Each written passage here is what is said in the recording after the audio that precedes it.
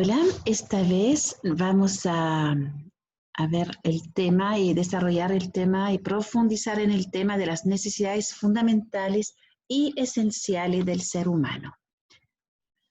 María Montessori tiene un libro muy cortito que como casi un discurso que desarrolla el tema de la educación social y moral. Para ella, no hay oposición entre la individualidad y la sociedad.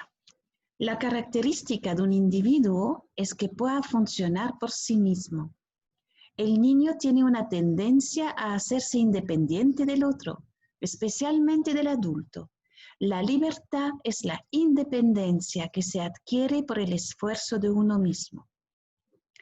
Este crecimiento solo se adquiere con una larga experiencia que lleva a la valoración de la personalidad, para la cual debe haber una base muy definida de experiencias sociales.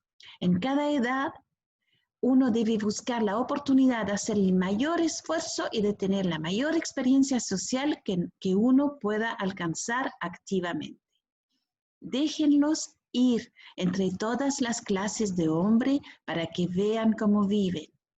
A través de esto, el sentimiento de justicia, el cual por naturaleza lo tiene cada individuo, se puede desarrollar a través de la experiencia.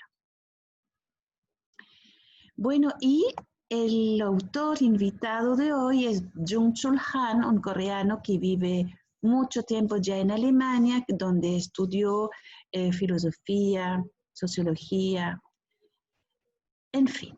Él, como referente a la vez, tiene a Emmanuel Kant y a Jean-Jacques Rousseau y otros más. Lo que dice Kant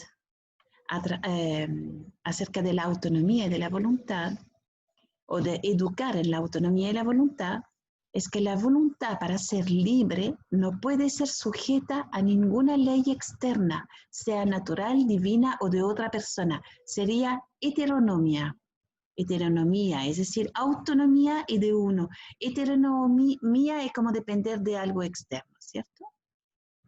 Entonces también sería sumisión y sería impedir la espontaneidad o voluntad propia. Que la espontaneidad y la voluntad propia son muy, muy interrelacionadas. Es el fundamento de la dignidad de la naturaleza humana determinarse a uno a sí mismo.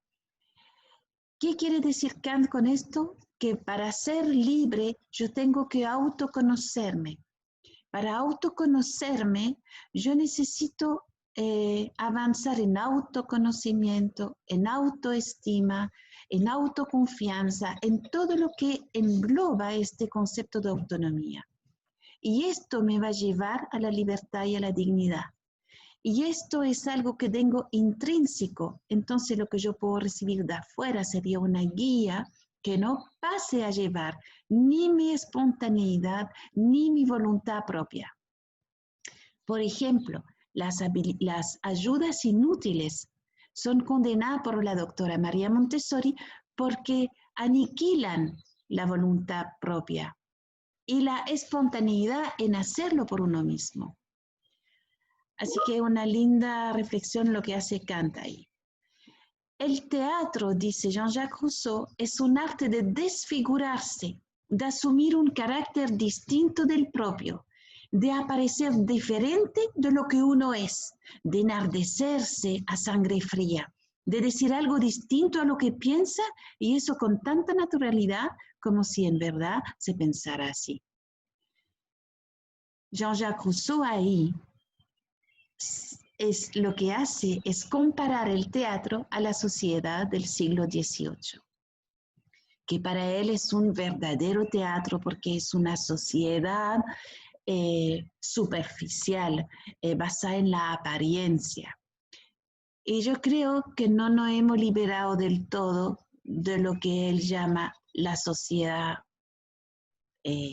superficial, basada en la apariencia. Así que llamo a esta otra reflexión, porque deberíamos lograr la autenticidad y no la apariencia, ¿ya? Bueno, lo que dice Byung-Chul Han, es que se exige para esto la apertura de corazón, en virtud de la cual todas las sensaciones, todos los pensamientos se hacen comunes, de modo que cada uno, en cuanto se siente como ha de ser, se muestra todo tal como es. No hay que inventarse máscaras, no hay que aparentar, y más adelante van a ver que lo que hay que hacer es existir. Bueno, María Montessori hizo como este mapa conceptual de lo que se llaman las necesidades del hombre. Obviamente hoy día vamos a hablar de necesidades del ser humano y vamos a hablar también de las necesidades fundamentales y esenciales del ser humano. Y vamos a empezar con las necesidades materiales, porque ven que de un lado de la pantalla están las espirituales, que las espirituales tienen que ver con el arte y la cultura, con todo lo que tiene que ver con las religiones o la espiritualidad, y también todo lo que tiene que ver con el autoconocimiento. Y el resto obviamente está el abrigo, está el transporte, está la defensa, la nutrición, la habitación. Bueno, la habitación, la vivienda. Ahora cuando ella habla de defensa, también ahí está todo lo que tiene que ver con salud, con seguridad. ¿Sí?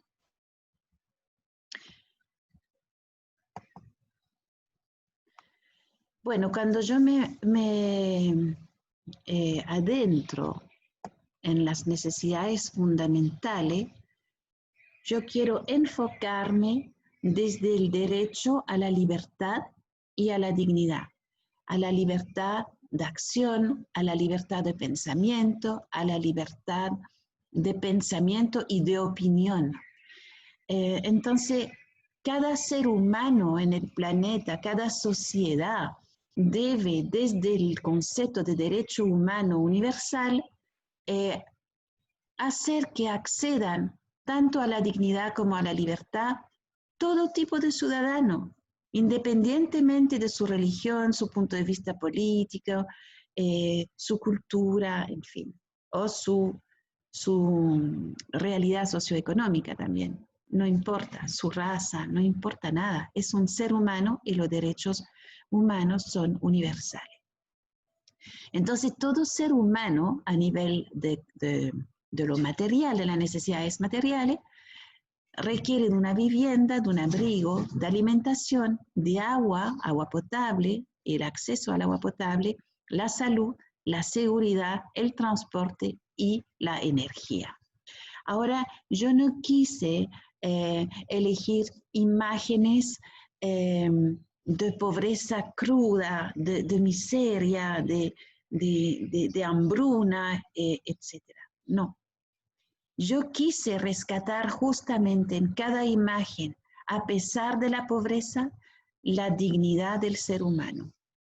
Y por esto yo tomé, por ejemplo, esta mujer, joven madre africana, por el apego que muestra con su hijo. En general, la africana, por cultura, lo tienen muy encima de su cuerpo hasta que pueda caminar solo. Y entonces, esta forma de apego ha inspirado a mejorar o a reparar el apego en las europeas, por ejemplo, o en las mujeres occidentales, que muchas veces por el trabajo, por el desarrollo, la realización personal, se alejó de este apego. Y hoy en día estamos cada vez más a ser pro apego en la primera infancia, ¿ya? En la segunda imagen es una mamá, una joven mamá de la India, y ella está haciendo un maravilloso masaje que se llama Shantala. Este masaje compensa la falta de vitamina, la falta de alimentos saludables, la falta de minerales. Entonces, a diario ella masajea con aceite a su hijo, su hija, para compensar la falta de alimento. Y cuando uno ve a estos bebés indios, son increíbles, son gorditos y no tienen mucha comida. Ella lo va haciendo circular esta sangre y además ahí hay un apego maravilloso. Bueno, también este masaje se ha expandido más allá de la India y ha sido, digamos, una gran escuela de masaje para bebé. Bueno, aquí vemos una vivienda que se construye entre todos y después las mujeres tienen un rol fundamental en la construcción de su vivienda, después la pinta, la adorna. También ahí yo siento que hay una dignidad, ¿ya? Porque la dignidad no es en tener tanto. La dignidad tiene que ver con tu forma de habitar este mundo. Y después acá está estas caras, estas miradas más bien, que también cada mirada es profunda, está llena de identidad cultural, está llena de dignidad. Bueno, ¿por qué tenemos problemas en el mundo con las necesidades fundamentales del ser humano? Porque estamos enfrentados a deseos individualistas y a necesidades colectivas. Y buscar el equilibrio debe ser desde la ética y la equidad. Yo no digo que vamos a matar a todos los deseos individualistas, pero no pueden pasar ante de las necesidades colectivas. Es ahí donde las necesidades fundamentales se vuelven unos derechos humanos irrenunciables, indivisibles y universales. Universales, expliqué ya el concepto, que no importa ni la cultura, ni la religión, ni el punto de vista político, nada. Solo son derechos humanos universales. Son irrenunciables. Es decir, que no se puede negar a ningún ser humano. Indivisible es un paquete. Yo tengo que asegurar todos los derechos humanos de los hombres. No puedo de los 12, 17 decir estos 12 vamos a andar perfecto, estos 5 no son tan importantes. No, son todos los derechos humanos universales en su conjunto los que tienen que respetarse. Entonces, esta Declaración Universal de los Derechos Humanos fue declarada en el año 1948, después de la Segunda Guerra Mundial. Los derechos humanos es algo que va evolucionando. Entonces, acá si ven, lo clasifican en derechos de primera generación, de segunda generación, de tercera generación. Primero, son derechos civiles o individuales, es decir, cada ciudadano tiene derecho a la libertad. Vimos que era libertad de expresión, libertad de comunicación, libertad de pensamiento, libertad de acción. Después, derecho a la vida, derecho a la propiedad, derecho a la dignidad, derecho a la intimidad. Después vienen los derechos de segunda generación, que son los derechos económicos y sociales. Trabajar en condiciones dignas, tener derecho a un descanso diario, semanal y a vacaciones. Derecho a la vivienda digna, a la educación y cultura. Después, los derechos de tercera generación serían derechos de solidaridad, el derecho a la paz, derecho al desarrollo, derecho al ambiente sano y derecho al patrimonio común. Ahora vamos a ver que estos derechos se mezclan cada vez más con lo que dice acá, con la paz, con el desarrollo y con el medio ambiente, ¿sí? Bueno, frente a esta Declaración de los Derechos Humanos, María Montessori reclama los derechos del niño, lo ve como un ciudadano olvidado y reclama trabajar en ello, trabajar en el derecho del niño. ¿Por qué? Porque el niño tiene un rol fundamental en la construcción del ser humano. El ser humano se construye, en el fondo uno nace lleno de potencialidades y estas potencialidades afloran y se consolidan en contacto con un medio ambiente sociocultural rico. La cuestión de educación, entonces, es fundamental porque es una exigencia común de todos los seres humanos en la Tierra. Esta declaración fue puesta inmediatamente en acción. La Declaración de los Derechos Humanos Universales, no del niño. La UNESCO fue fundada y en toda parte del planeta fueron mandados expertos para implementar este programa de hermandad. Estos expertos se aplicaron para romper las barreras de la indiferencia y del prejuicio. Desde entonces, en cualquier lugar en el que haya un llamado, ellos atienden el llamado, pero también están pendientes en donde no hay llamado, porque las necesidades muchas veces no son vistas por la propia miseria que las rodea. Entonces, ojo con esto, no han llegado a los confines del mundo, ¿no? Así que hay que tener ojo porque sigue habiendo muchos seres humanos indefensos que sufren hambruna, sufren problemas políticos, sufren guerra, sufren falta de educación, en fin. Del mismo modo en que hoy los niños inconscientemente encarnan las ideas religiosas de sus grupos culturales, los niños del mañana deberían hacer suya la Declaración de los Derechos Humanos y también para poder defender derechos humanos de otros o defender los propios. Serán los niños quienes desarrollarán este gran proyecto, a pesar del hecho de que en su concepción la dignidad de los niños no está reconocido. En realidad, la Declaración de los Derechos Humanos parece estar dedicada exclusivamente a la sociedad adulta. Es el reproche que le hace en el año 51 María Montessori a las Naciones Unidas.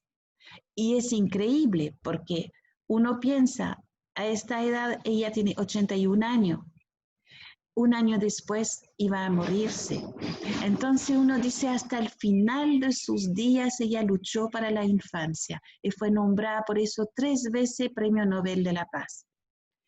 El rol del niño, dice ella, en la humanidad, el rol que le ha dado en nombre de padre del hombre, padre del ser humano, es el maestro del ser humano, porque desde ahí se construye el ser humano. A esto se refiere. Bueno, la fuerza que dirige la formación del hombre parece permanecer ignorada por completo. Y es verdad que cada niño que fuimos, cada niña que fuimos, desde ahí construimos el hombre o la mujer que somos hoy día. No hay conciencia de que los derechos del adulto dependen necesariamente de los derechos del niño. Por supuesto, porque es a través de la educación, a través del bagaje sociocultural, que uno, a través de una buena alimentación, a través de una vida saludable, es donde uno crece equilibrado. Y estos son los derechos de los niños, que tienen derecho a una cultura, a un idioma, una religión, tienen derecho a un nombre, a una familia, tienen derecho a participar, a expresar, a ser escuchar, y que se ha tomado en cuenta sus opiniones, tiene derecho a jugar, divertirse, disfrutar de la naturaleza, tiene derecho a que no lo discriminen, tiene derecho también a que lo cuiden, que se le trate con amor, tiene derecho a estudiar, a aprender, a estar sano, tiene derecho a recibir la ayuda en cualquier momento cuando necesite de estos cuidados especiales. Tiene derecho a no hacer cosas que no quiera hacer y tiene derecho a reunirse con sus amigos y a participar de la vida en comunidad. Y la UNICEF es un organismo que se desprende de las Naciones Unidas, de la UNESCO, para preocuparse de los problemas de la infancia en el mundo. Es decir, post-mortem, María Montessori lo logró. Bueno, lo primero, lo grande, lo fundamental, lo esencial, lo central, es que todos tenemos los mismos derechos, las mismas necesidades fundamentales, las mismas necesidades esenciales también, como el alimento, como el abrigo, como la vivienda, como los conocimientos, como los cuidados de salud, etc. Los derechos humanos vistos a escala universal nos plantean la dialéctica más exigente, la dialéctica de la identidad y de la alteridad, es decir, el yo y el otro, el nosotros. Entonces todos los niños del mundo deberían tener el derecho irrenunciable a la educación. Bueno, y vamos a ir a este concepto de las necesidades fundamentales, y ahí yo hago un gran quiebre entre lo que es un deseo y lo que es una necesidad. Se llama necesidad fundamental a una necesidad que provoca sensación de carencia al no ser satisfecha por impedir la subsistencia del desarrollo del ser humano. Parece que nos olvidamos de esta segunda parte, de que sensación de carencia para impedir la subsistencia, ¿sí? Entonces hoy día tenemos sensación de carencia todo el tiempo y confundimos la necesidad fundamental, esencial, con nuestros deseos.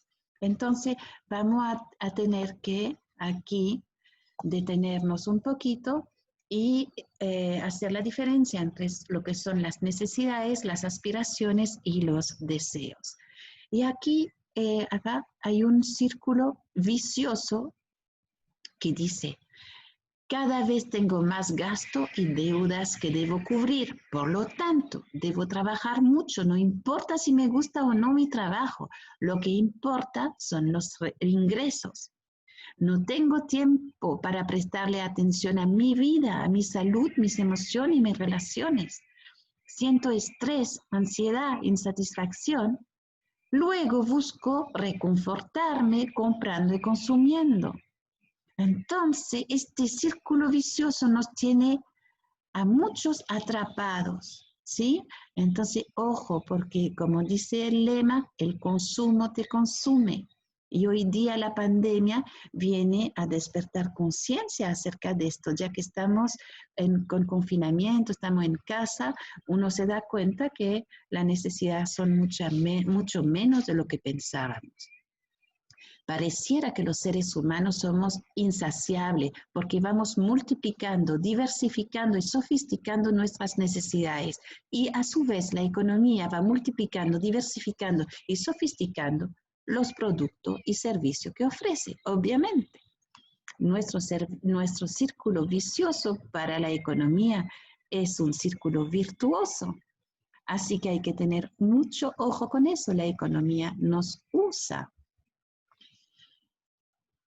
Y vamos al gran trabajo que hizo María Montessori con las necesidades fundamentales, porque ella abrió en el barrio San Lorenzo de Roma la Casa del Niño, y eran niños muy vulnerables, de familia muy pobre, de familia como esta familia que en la pandemia no pueden hacer el confinamiento porque si no, no come. Entonces, también estas familias, mucho tiempo invertido en el trabajo, unos sueldos muy bajos, y estos niños que obviamente llegan a la casa de los niños a los cuidados de las guías Montessori, de María Montessori, que ella lo único que pedía a los padres que vinieran o que llegaran limpios a la casa de los niños, la ropa limpia, en buen estado, peinadito, preparado para ir a la escuela. Pero ella se enfocó mucho desde esta visión siempre de desarrollar en el otro la autonomía, la libertad y la dignidad.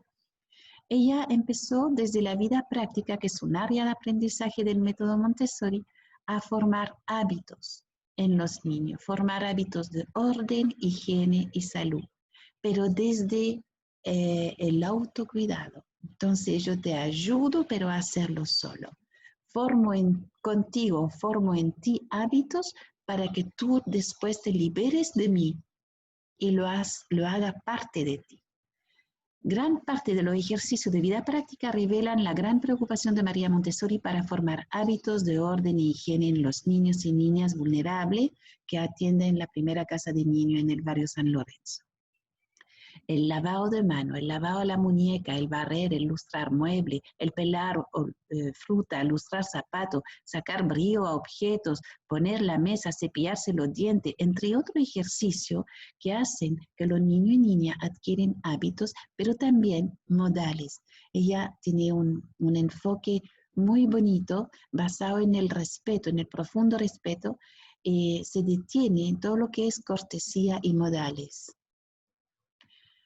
Bueno, también se preocupa de la salud, es una médico, ¿no? Entonces se preocupa que estos chicos se alimenten sanamente, ¿ya? Incluso es un poco increíble que en algunos colegios no nos preocupemos de la alimentación saludable de los niños, ¿ya? Si ya están en pleno crecimiento. El autocuidado pasa también por una alimentación saludable, pelar y rallar fruta o verduras para la colación y prepararlo uno mismo. Compartir es saber esperar para calmar la ansiedad y dar las gracias. Cultivar y preparar tu propio alimento. Esos son prácticas que son muy comunes en los colegios Montessori y jardines Montessori.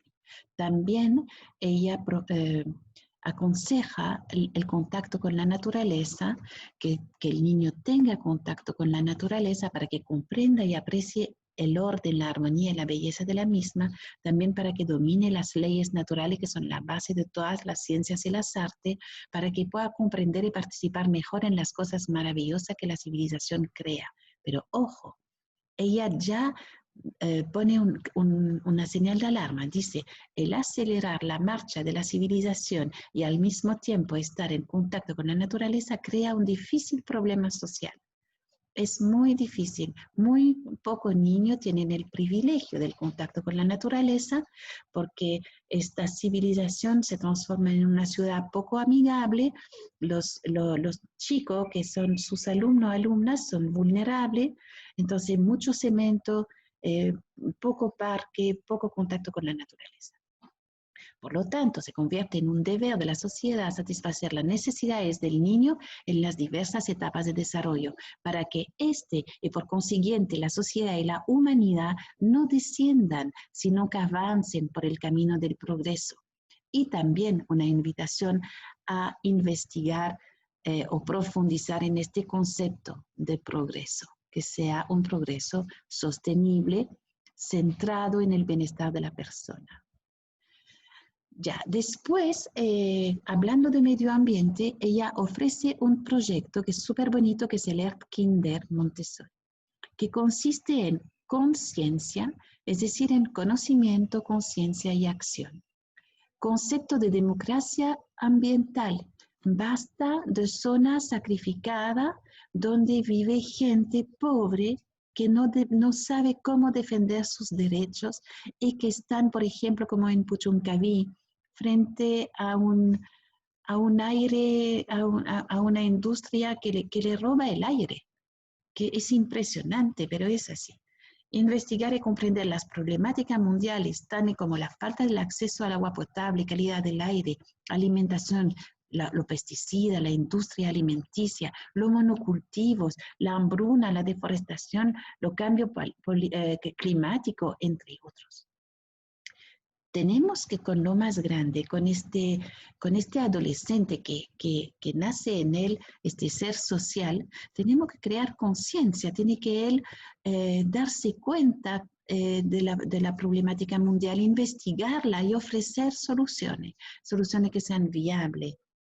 Desarrollar herramientas y prácticas educativas para la sustentabilidad.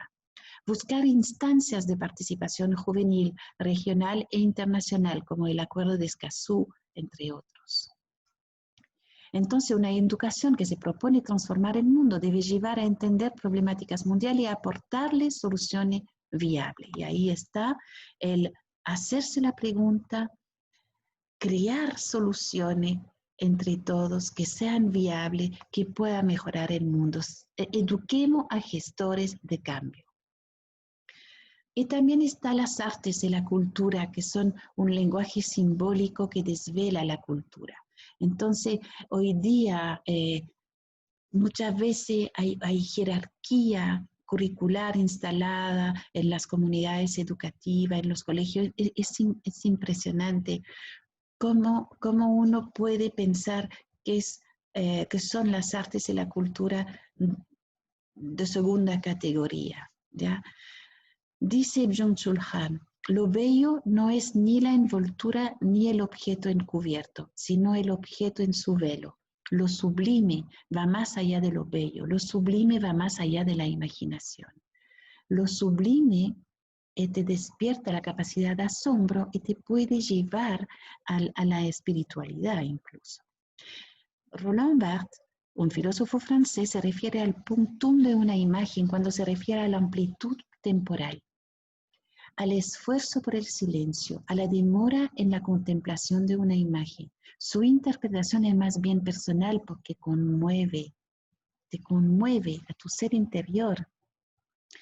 El estudium de una imagen se refiere a un significado más universal que le permite a todos hablar de valores compartidos, como en el caso de fotografía, propaganda, publicidad política, evidencia y apariencia, entre otros. Es decir, el estudium son como más código estético. En cambio, el otro, el punctum de una imagen, es cuando tú te detienes y que esta imagen no te lo revela a la primera.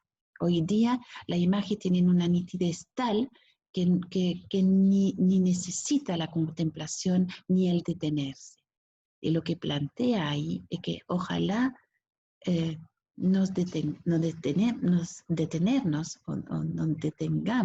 con los chicos a contemplar, a entender, a conmovernos, ¿sí? Y este tiempo y el silencio es súper importante. Bueno, para llevar el niño a la espiritualidad, que la espiritualidad otra vez es algo que nace, el ser humano nace con esta espiritualidad en él, ¿ya? La búsqueda de sentido, lo significativo en lo sutil, el tiempo para la contemplación, una cercanía rica en espacio y distancia, un momento a solas con uno mismo, reconociendo el propio espacio y el espacio de los demás. Esto es un ejercicio que hacemos, que está en la rutina, que está instalado en nuestro salón de Montessori. También estos rituales como del cumpleaños, donde esta chica que está preparándose recibirá su ¿cómo se llama? Su celebración de cumpleaños y sus regalos espirituales, no materiales. El juego del silencio que nos permite conectarnos con el yo interno, con uno mismo, ejercicio de la línea de equilibrio, en paz, el caminar, el movimiento que cobra significado.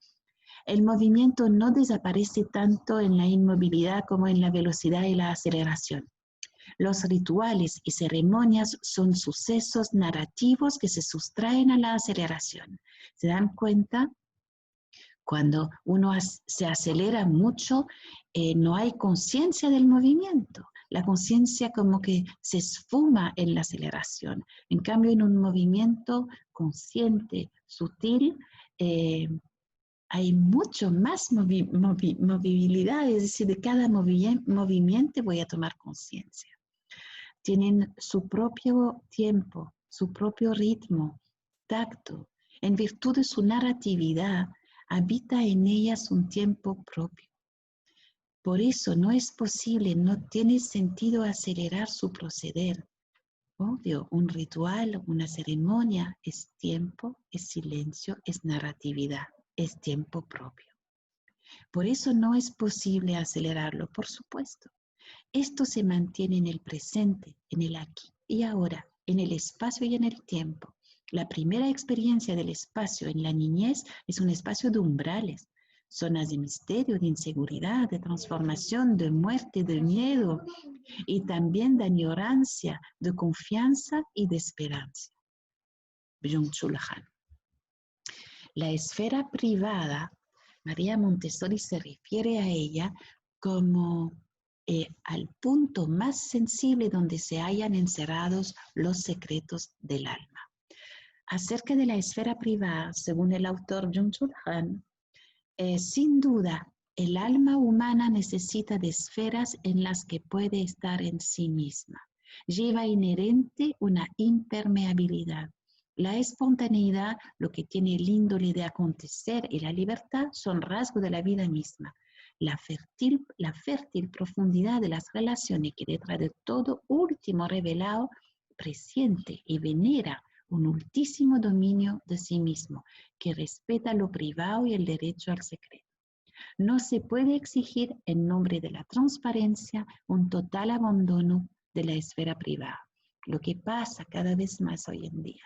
¿Ya? Así que volvamos a respetar o tomemos conciencia de que tenemos que respetar esta esfera privada, no solo con los niños en el colegio, sino que en nuestra vida privada. Transformarnos no consiste en combatir quiénes somos, sino en convivir con quien realmente somos. Linda esta frase. Esto es autenticidad. Entonces, la esfera pública, tengamos cuidado con ella. Primero, porque la transparencia y la verdad no son idénticas. Segundo, es que no podemos confundir una sociedad de la transparencia con una sociedad positiva, de lo contrario se vuelve un infierno. Tenemos que aceptar la necesidad de la negatividad. El espíritu se demora en la negatividad. Para Nietzsche, el alma agradece a dicha demora, su profundidad, grandeza y fuerza. Por ejemplo, si yo siento tristeza, me tengo que demorar en esta tristeza para entender qué la produce, por qué la siento, cómo la siento. Y esto, que podría ser algo negativo, es mi propia escuela de autoconocimiento. Y la tristeza también, entendida, sanada, me llevará a la alegría. De esto trata la gestión emocional. Más información o una acumulación de información por sí sola no es ninguna verdad. La hiperinformación y la hipercomunicación dan testimonio de la falta de verdad e incluso de la falta de ser. Existir es más importante que ser visto. La exposición aniquila el habitar. Si el mundo se convierte en un espacio de exposición, el habitar deja de ser posible. La autotransparencia es característica del entendimiento de sí mismo. Bueno, y ahí tomé este chiste de la Mafalda porque no es fácil. Lo que estamos planteando acá es muy difícil, así que no nos desesperemos como la Mafalda. Dice su amiga, cuando sea grande quiero tener muchos vestidos y yo mucha cultura, dice Mafalda. Y le contestan, ¿te llevan presa para salir a la calle sin cultura? No. Prueba a salir sin vestido. Entonces se enojó, la pegó. Y dice, qué triste tener que pegarle a alguien que tiene razón. La autenticidad, ¿qué es? Ser auténtico significa haberse liberado de pauta de expresión y de conducta preconfigurada e impuesta desde afuera. De ella viene el imperativo de ser igual solo a sí mismo, de definirse únicamente por sí mismo, es más, de ser autor y creador de sí mismo. No es lo mismo el narcisismo que el sano amor a sí mismo, que no tiene nada de patológico, no excluye el amor al otro. El yo narcisista se ahoga en sí mismo y el yo estable, por el contrario, surge en la presencia del otro. La actual cultura, según Alain Ehrenberg, no tolera que se invierta en el conflicto, pues tal trabajo requiere tiempo. El actual sujeto conoce solo dos estados, funcionar o fracasar.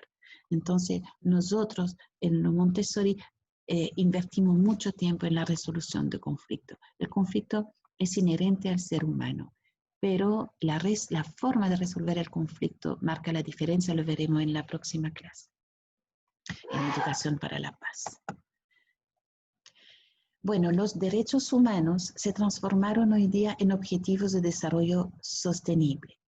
El fin de la pobreza, el hambre cero, salud y bienestar, educación de calidad, igualdad de género, agua limpia y saneamiento, energía asequible y no contaminante, trabajo decente, crecimiento y acorde al crecimiento económico, industria, innovación e infraestructura, reducción de las desigualdades, ciudad y comunidades sostenible, más amable, producción y consumo responsable, acción por el clima, vida submarina, vida de ecosistema terrestre, paz, justicia e instituciones sólidas, 17 alianzas para lograr estos 17 objetivos.